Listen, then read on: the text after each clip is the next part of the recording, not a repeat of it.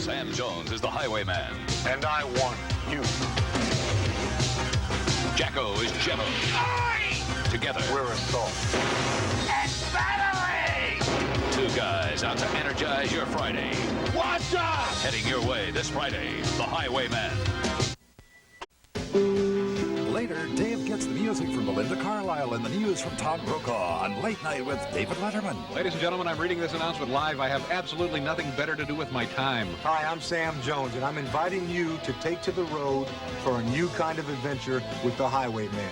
It premieres Friday, and you better watch it or you're going to jail.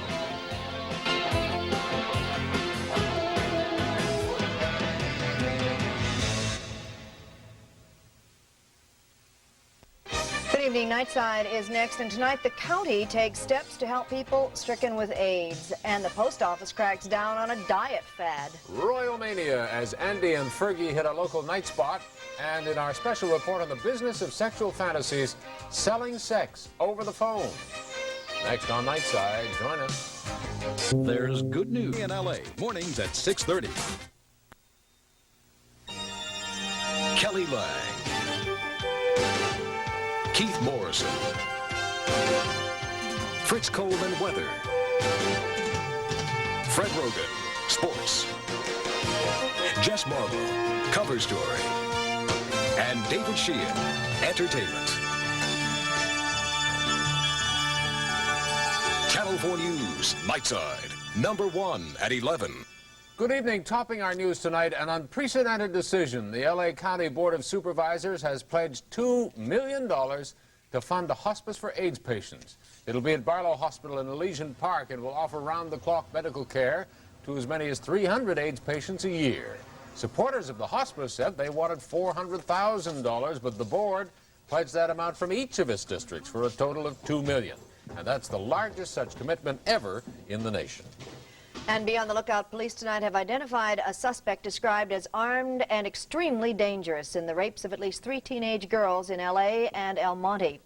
Police are looking for this man, 21-year-old Gary Sanchez, a drug addict with a long police record. He is accused of forcing the girls into his car, taking them to secluded spots, and raping them. At this point, both...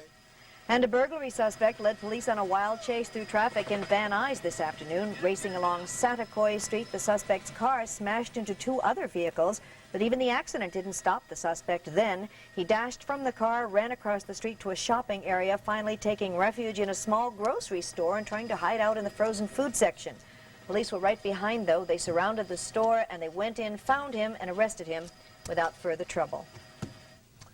Well, the Postal Service got an injunction today against a Beverly Hills company selling a pill it calls the Fat Magnet. The splashy newspaper ads claim the product flushes fat out of the body with no diets, no work. Sounds a little good to be true. The company says it is getting 1,600 orders a day, but now the post office will hold those orders pending a fraud investigation. All right, politics now. George Bush and Mike Dukakis, the big winners in tonight's Vermont primary. Jesse Jackson was a strong runner-up to Dukakis, and Dole a strong runner-up to Bush, stronger perhaps than Bush expected. Vermont was a sort of a low-stakes tune-up for next week's crucial southern primaries, and Jess has the whole story in Cover Story. Jess. You're right. Super Tuesday, 1 week from tonight, is the real prize. 20 states and 1/3 of the delegates needed for the nomination.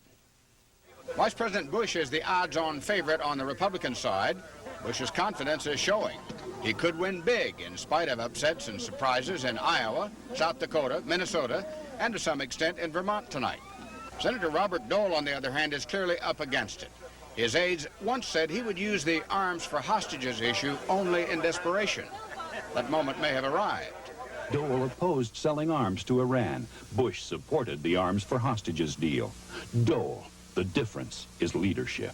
Previously, Dole had said arms for hostages was not an issue.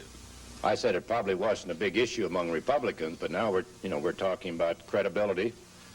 When somebody gives you 9 different answers on the same question, I think it becomes an issue. But the wild card on Super Tuesday is Pat Robertson. 30% of the voters in the southern and border states describe themselves as born-again Christians. And after that statistic, several of the candidates got religion. George Bush was asked whether he is born again. If it's defined as,